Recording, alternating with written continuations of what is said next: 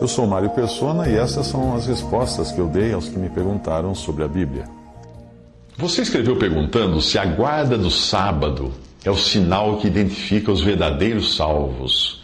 E a confusão toda no seu pensamento aconteceu depois de ler um texto em um site dizendo que o cristão precisa do selo do Espírito Santo e do sinal da guarda do sábado para ter a segurança da salvação. Ali, o autor do texto dá asas à imaginação e coloca a guarda do sábado como sendo um selo ou sinal, e coloca isso num patamar de importância acima até do selo do Espírito Santo, com o qual é selado todo aquele que crê no Senhor Jesus.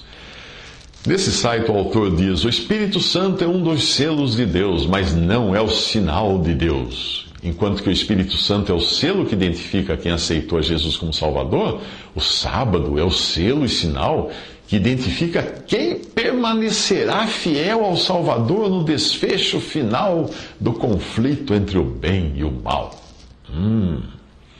Eu nem preciso entrar em detalhes doutrinários para refutar o que o autor do texto está afirmando. Basta verificar a validade da fonte.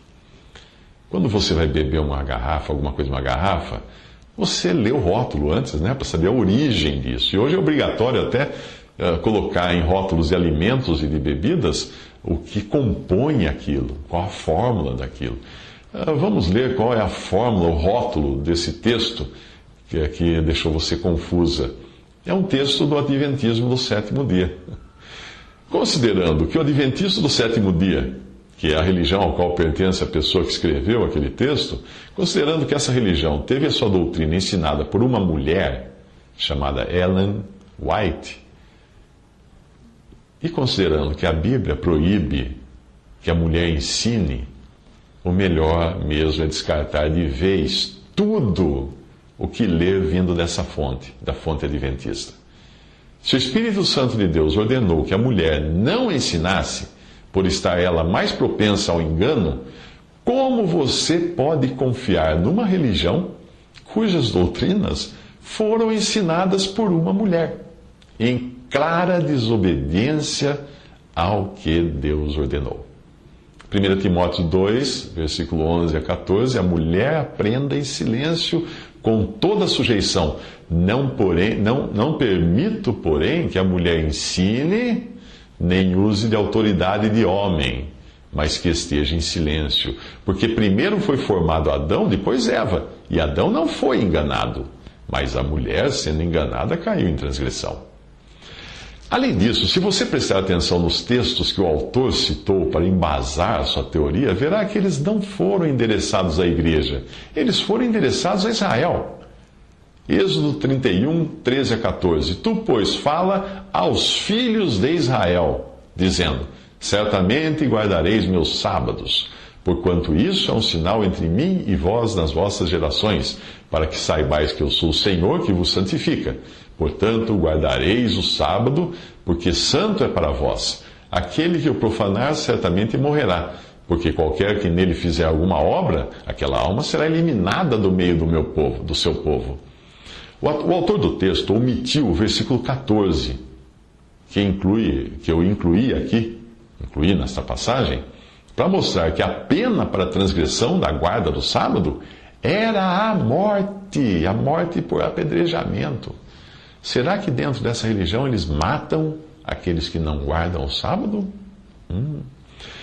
Êxodo 31, 17. Entre mim e os filhos de Israel será um sinal para sempre, porque em 6 dias fez o Senhor os céus e a terra, e ao 7º dia descansou e restaurou-se. Entre mim e os filhos de Israel. Ezequiel 20, 20. E santificai os meus sábados, e servirão de Senhor entre mim, servirão de sinal entre mim e vós, Israel, para que saibais que eu sou o Senhor vosso Deus. Como o autor também tirou este último versículo do seu contexto, é bom verificar a quem foram ditas essas palavras. Ezequiel 20, de 3 a 13. Filho do homem, fala aos anciãos de Israel, e diz-lhes: eu os tirei da terra do Egito e os levei ao deserto, e dei-lhes a Israel os meus estatutos e lhes mostrei os meus juízos, os quais, cumprindo-os, o homem viverá por eles. E também lhes dei, a quem? A Israel, os meus sábados, para que servissem de sinal entre mim e eles, para que soubessem que eu sou o Senhor que os santifica. Mas a casa de Israel se rebelou contra mim no deserto, não andando nos meus estatutos e rejeitando os meus juízos, os quais, cumprindo-os, o homem viverá por eles. E profanaram grandemente os meus sábados, e eu disse que derramaria sobre eles o meu furor no deserto para os consumir.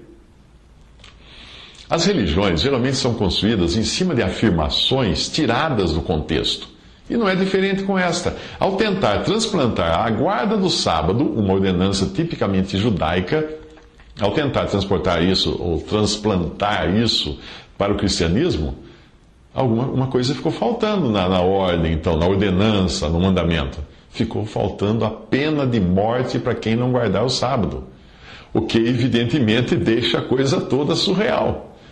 Nós não somos Israel, nós somos igreja. Portanto, é muito importante distinguir bem o que se aplica a cada povo na Bíblia.